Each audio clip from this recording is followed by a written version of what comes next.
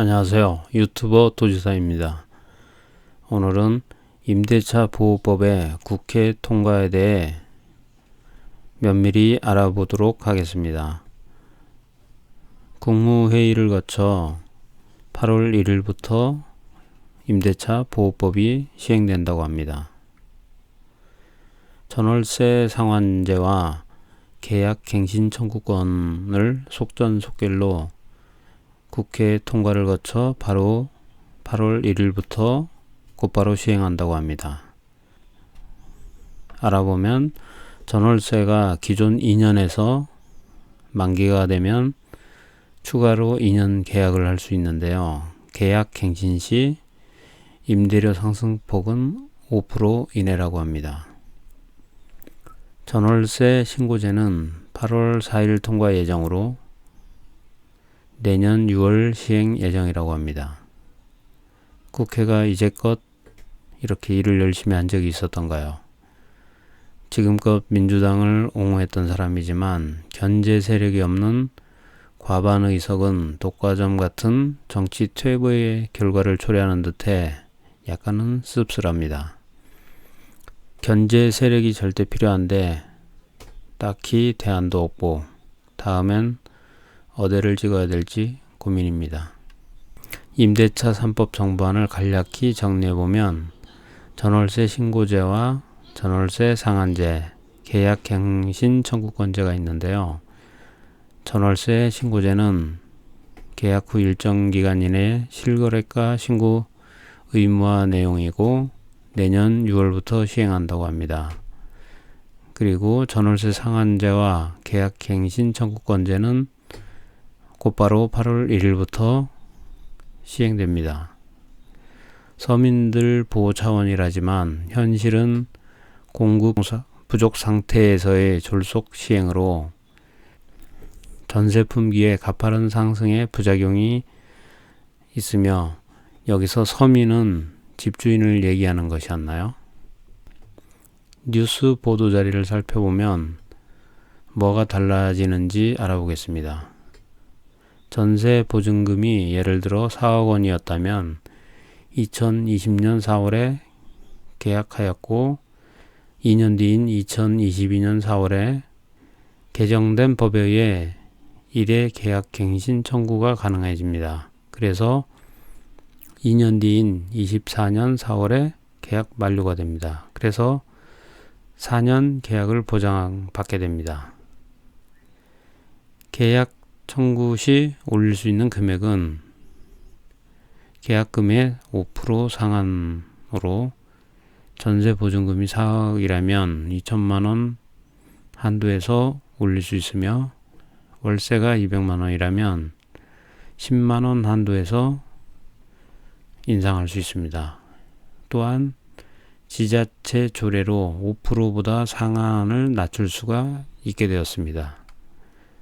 달력이 한 장 넘어갈 때마다 새로운 규제 법안이 나오는 상황.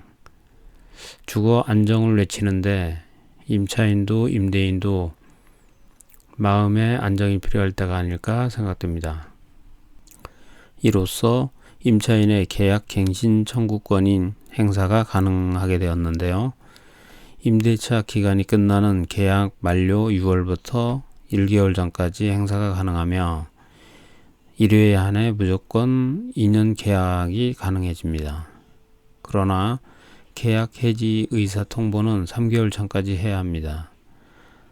그 기간이 지나가면 묵시적 갱신으로 자동 연장이 되는 것입니다. 또한 올 12월 10일 이후부터는 임대 만료 6개월에서 2개월까지 행사해야 한다는 점에 유의하셔야 합니다. 집이 있건 없건 간에 모든 국민이 부동산에 관심 갖게 하고 매달 바뀌는 법안들을 숙지하지 않으면 안 되는 이게 바로 평생 교육인 듯 싶습니다. 다음으로 임대인의 거절 사유에 대해 알아보겠습니다. 임대인의 거절 사유는 임차인이 2개월분 월세를 연속 연체 시 거절이 가능하며 1개월 연체 후에 2, 3월은 지급하고 다시 1개월 연체 시에도 거절 사유에 해당됩니다. 허위 신분으로 임차 시에도 거절 사유이며 임차인의 중과실로 파손 및 멸실한 경우에도 해당됩니다. 그리고 임대인이나 직계 좀비속이 목적 주택에 실제 거주하게 될 시에 2년 임대차로 종료할 수 있습니다. 임대차 3법이 속도를 내자 집주인들이 불안감도 상승하게 되었는데요. 현재 전세 가격이 가파르게 상승 중입니다. 이로써 전세 품귀 현상까지 생기고 있으며 서울은 전세 수급 지수가 무려 160이나 되며 56주 이상 전세가가 상승 중입니다. 이로써 월세 반전세로 전환되기도 하며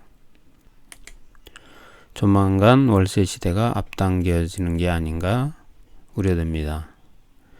과연 주거 안정 효과는 있는 걸까 의문이 듭니다. 2년 갱신 후에 임차권 변동 시엔 전세 가격 상승에 대한 규제는 전혀 없는 상태입니다. 어설프게 벌집을 건드려 놓고 할 만큼 했다? 뒷감당은 결국 세입자의 몫이 되고 마는 것인가요? 뒤늦게 10만 가구 공급 계획을 발표하였지만 대부분 임대주택이며 재산권 침해 위헌 논란으로 일부 헌법소원 움직임도 일고 있습니다. 보유세, 종부세 또한 인상분도 세입자에게 전가 가능성이 커지고 있습니다. 중장기 대책이 절실합니다. 예를 들면 용적률을 높여서 공급을 확대하는 방안 등이 필요하겠습니다. 현실 외면한 졸속 행정으로 인해 그 피해자는 누구일까요? 임대차 재계약으로 전세대출 증액 시 전세대출 시 집주인 동의가 필요 없다는 정부와 집주인 동의가 있어야 대출이 가능하다는 은행. 현실이 제대로 파악되지 않은 졸속 행정의 진수가 아닐까 생각됩니다. 집주인이 증액된 전세대출 거부 시에 세입자는 자금 조달의 어려움을 겪을 수밖에 없는데도 정부 당국자는 현실을 외면하고 있습니다. 결국 임대차 분쟁 조정 등을 통해 제동을 걸거나 소송으로 갈 수밖에 없는 상황입니다. 분쟁이 아닌 상생의 길은 없는 걸까요? 고민해 봅니다. 정부는 사회적 약자를 보호하면서도 편향적으로 치우치지 않는 임대인과 임차인 간에 조화롭게 사는 상생의 길을 모색해 줘야 합니다. 이상으로 임대차 보호법, 임대차 3법 국회 통과에 대해 알아보았습니다. 도전하면서 지금보다 더 멋진 미래를 꿈꾸는 사람, 유튜버 도지사의 오늘 이야기였습니다.